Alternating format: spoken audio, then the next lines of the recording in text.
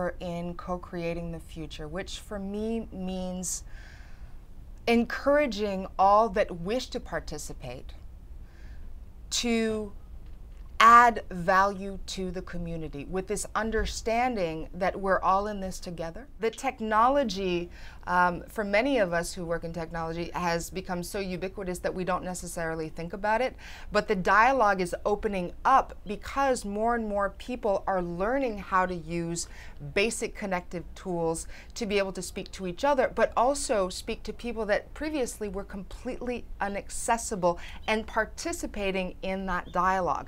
And so when I talk about co-creating the future, it has a good deal to do with our ability to utilize technology, but it also has a lot to do with opening it up from not just the usual suspects, but that it's this communal sense of this is what we are doing together. This notion of influence is incredibly important to begin to understand because technology isn't good or bad.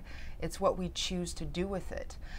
So we've seen, for instance, what's been happening in Iran. And so with respect to the election, you've had all of these people that have been citizen journalists within Iran sharing information as it's happening with the rest of the world. But what I found particularly fascinating was after 8 years of the Bush administration here in the United States, this surge of solidarity with the people of Iran that were sharing their stories. I don't think that we would have seen that, under the previous administration. And so what does that say about Americans? And what does that also say about where we could potentially go with this sense of two-way dialogue of co-creating the future? I think that there needs to be a digital literacy policy in place. I think that it needs to be integrated within our educational system, not just in terms of let's learn digital literacy,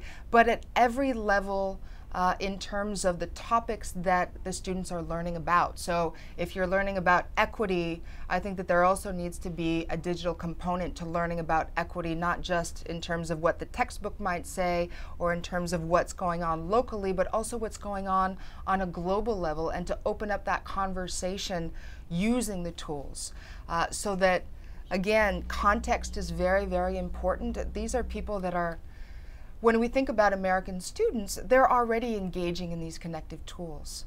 So many of us think of them as throwing snowballs or sharing photos, which they actually are doing. But what happens when these tools get integrated in the very way that they're learning?